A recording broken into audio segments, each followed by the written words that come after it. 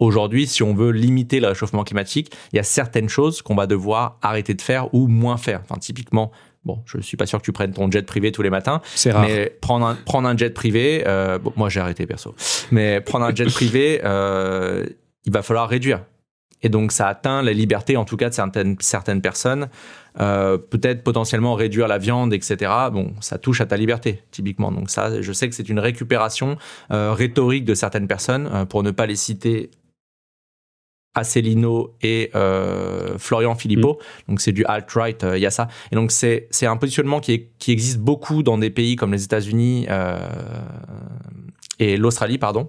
Donc c'est des pays exportateurs d'énergie fossile, beaucoup. Et en France, ça commence à arriver. Donc ces gens-là, on a repéré que comme le Covid était un peu moins un sujet médiatique, et que ces gens-là n'existaient plus politiquement, parce qu'une fois que tu as fini d'être anti-vax et de dire que c'est Big Pharma qui manipule tout le monde, il faut bien que tu existes, tu vois, à nouveau. Et donc là, depuis 6 mois, on a noté depuis l'été 2022, et qu'ils ont commencé à surfer parce qu'il a fait très chaud à l'été 2022 et que ça brûlait partout en France, plus sécheresse.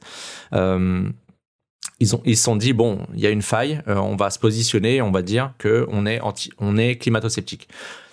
Pour l'instant, c'est très minoritaire. Alors, peut-être que ça faisait partie de tes questions. Désolé, j'anticipe un peu. C'est très minoritaire en France. Parce que, bon, déjà, nous, on n'exporte pas d'énergie fossile, etc. Donc, ça n'a pas tant pris que ça. Mais c'est quand même un danger à garder en tête parce que plus le climat va devenir un sujet, plus les gens, bah, évidemment que ça touche à ton quotidien, ça touche à tes idées, à ta vie de tous les jours. En fait, tout ce que tu fais, va falloir le remettre en question, et que forcément des gens vont être choqués et troublés par ça, et des personnes mal intentionnées vont récupérer ces personnes-là qui seront perdus, parce que c'est le cas. On peut être vraiment perdu quand on apprend l'immensité de la gravité de la situation, et des personnes en profitent. Donc il faut faire attention à ça. Et là, ce qui est intéressant dans cet article, c'est vraiment ce côté posture anti-système, et la façon dont il prouve qu'il y a vraiment ce lien-là, c'est le nombre de commentaires et de posts sur les réseaux sociaux qui ont fait un vrai switch entre on parle vaccin et on parle climat. Et il y a une vraie posture de complotisme presque sur ces sujets. Et c'est assez intéressant. Est-ce que tu as des chiffres un peu sur comment est-ce qu'ils ont analysé là-dessus, ce sujet ? Oui, bah en fait, c'est le terme. Donc, c'est le chercheur David Chavalarias qui a étudié ça. Et on a surtout, enfin, on a rien du tout.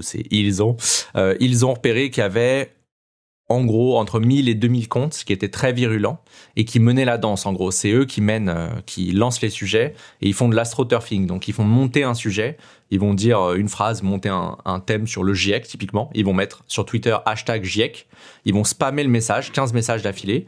Ces 1000 comptes ou 2000 comptes vont le faire, et hop, le GIEC va arriver en tendance. Alors moi, Thomas Wagner, je suis trop content. Je me dis, ah bah tiens, on parle du GIEC, super nouvelle, etc. Et en fait, dès que je vais regarder, bon, c'est des complotistes, c'est des climato-sceptiques qui l'ont fait monter. Et là, le drame, c'est quand des gens, bah, comme nous, leur répondent pour les réfuter, en mettant #GIEC aussi, etc. Et ça fait monter la sauce. Donc ça veut dire qu'il y a beaucoup plus d'occurrence du terme. Et donc ça y est, ils ont imposé le thème. Et c'est ce qu'a fait Zemmour à merveille, en 2022, en fait, jusqu'à ce que la guerre en Ukraine arrive. C'est de l'astroturfing. Donc c'est vraiment une méthode sur les réseaux sociaux identifiée. Ce qui est fou, c'est que ce soit complètement conscient, en fait. Ah, mais ils le font. Alors, non seulement ils le font parce qu'il y a des comptes, parce que c'est un positionnement politique, et on a aussi repéré qu'il y avait une grosse partie de bots, parce que ça coûte aujourd'hui pas très cher de créer des bots et de faire monter la sauce sur n'importe quel sujet. Et je pense, moi je l'ai mis dans mon article, donc David pouvait pas le faire dans son article, voilà.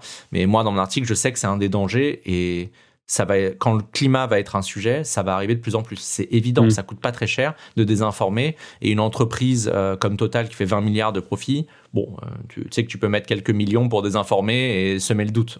Ils l'ont fait depuis 1971, je vois pas pourquoi ils le feraient pas là. Enfin, tu vois.